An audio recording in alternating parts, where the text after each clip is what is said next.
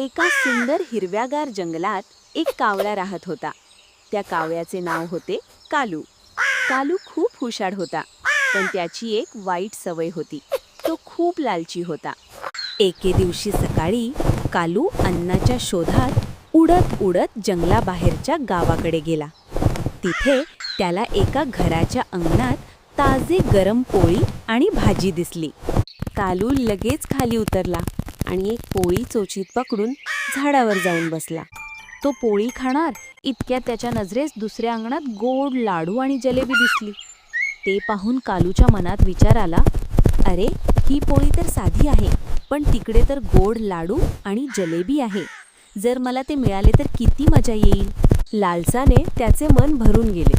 त्याने पोळी तिथेच फांदीवर ठेवली आणि लगेच लाडू आणण्यासाठी उडाला. पण तो खाली पोहोचण्याआधीच तिथे एक भुकेली मांजर आली. तिने झाडावर ठेवलेली पोळी पाहिली आणि लगेच खाऊन टाकली. कालू खाली गेला. तेव्हा त्याला कळले की लाडू आणि जलेबी तर आधीच घरातील मुलांनी खाल्ले होते. आता त्याच्याकडे ना पोळी उरली होती ना लाडू.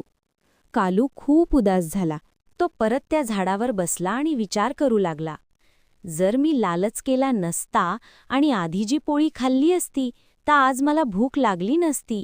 तेवढ्याच जवळच्या फांदीवर बसलेली एक शहाणी चिमणी म्हणाली, कालू, लक्षात ठेव, लालच माणसाला आणि पक्ष्यांनाही नेहमी नुकसानच करून देतो. जे आहे त्यात समाधान मानले तर आपण नेहमी आनंदी राहू शकतो. कालूला आपली चूक समजली. त्याने मनात ठरवले, आता मी कधीही लालच करणार नाही. जे मिळेल त्यात आनंद मानून जगणार.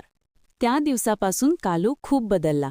तो लालच न करता जे मिळेल ते आनंदाने खाऊ लागला आणि इतर पक्ष्यांनाही मदत करू लागला. आणि अशा प्रकारे कालूने लालच सोडून चांगले जीवन जगायला सुरुवात केली.